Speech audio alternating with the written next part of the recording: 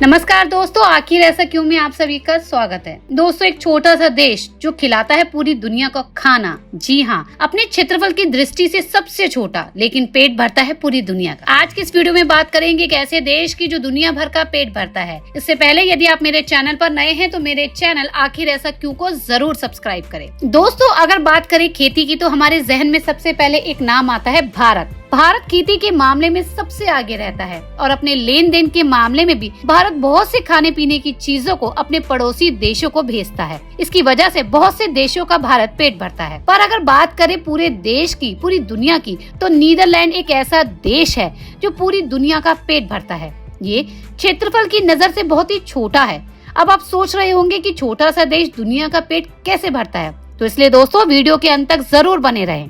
बात करते हैं नीदरलैंड की, तो आपको बताते हैं कि नीदरलैंड हॉलैंड के नाम से भी संबोधित किया जाता है। यहाँ पर डच शब्द का उपयोग किया जाता है। नीदरलैंड यूरोप महाद्वीप का एक प्रमुख देश है। यह उत्तर पूर्वी यूरोप में स्थित है। इसके उत्तरी और पश्चिम सीमा पर उत्तरी समुद्र है। दक्षिण में बेल्जियम और पूर्व में जर्मनी है। नीदरलैंड बेल्जियम बॉर्डर के पास 36 एकड़ में फैला हुआ है। यहाँ पर मुख्य रूप से आलू, टमाटर, प्याज की खेती होती है। देश भर में इस तरह के ग्रीन हाउस करीब 15,000 एकड़ में फैले हुए हैं। कुछ ग्रीन हाउस का आकार 175 एकड़ तक का है। दोस्तों, अब आपको बताते हैं कि यहाँ पर खेती कैसे की जाती है। दोस्तों, नीदरलैंड किसी अन्य प्रमुख खाद्य उत्पादन वाले देश की तरह खेती नहीं करता। यहाँ पर छोटे छोटे टुकड़ों में खेती की जाती है। ज्यादातर कृषि व्यवसाय मानकों से छोटे होते हैं। शहरों में कई छोटे छोटे उपनगर भी हैं। यहाँ पर एक बहुत बड़ी मात्रा में सब्जियों का उगाया जाता है। इस देश का उद्देश्य कम भूमि और संसाधनों के साथ अधिक भोजन का उत्पादन करना है। इसलिए इस देश को कहा जाता है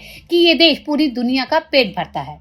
दोस्तों, दुनिया भर के किसान लगभग 1 एकड़ में 9 टन आलू पैदा करते हैं, जबकि खाली नीदरलैंड के किसान छोटी सी भूमि के टुकड़े में 180 टन आलू उगाते हैं, यानी 20 गुना ज्यादा। यही नहीं, नीदरलैंड ने टमाटर की लगभग 15 प्रकार की वैरायटी भी बना रखी है। अब आपको बताते हैं कि यहाँ पर किस तरह खेती हो रही है। एक घनी आबादी वाला देश ना होकर ये देश एक छोटा सा है, जिसमें 1300 से अधिक निवासी प्रति वर्ग किलोमीटर की दूरी पर रहते हैं। यहाँ पर छोटे छोटे टुकड़ों में खेती होती है। यहाँ के अद्भुत ग्रीन हाउस देखने में बहुत ही खूबसूरत लगते हैं, जो कि 175 एकड़ को कवर करते हैं। ग्रीन हाउस तकनीकी बहुत ही पुरानी तकनीकी है। ऐसे इलाकों में उपयोग की जा रही है जहाँ पर सूर्य की रोशनी पर्याप्त रूप से नहीं पहुँचकर बहुत ही कम मात्रा में पहुँचती है, क्योंकि कुछ सब्जियों को उगाने के लिए सूर्य की रोशनी जरूरी होती है। सूर्य से भारी मात्रा में आने वाली प्रकाश की किरणों के बहुत से हिस्से को धरती पर अवशोष कर लिया जाता है। ऐसा लगता है कि जैसे किसी नदी के किनारे बड़े बड़े शीशे लगे हों और उन पर सूरज की रोशनी पड़ती हो। इस देश के किसानों का इस ग्रीन हाउस में सबसे बड़ा योगदान रहता है।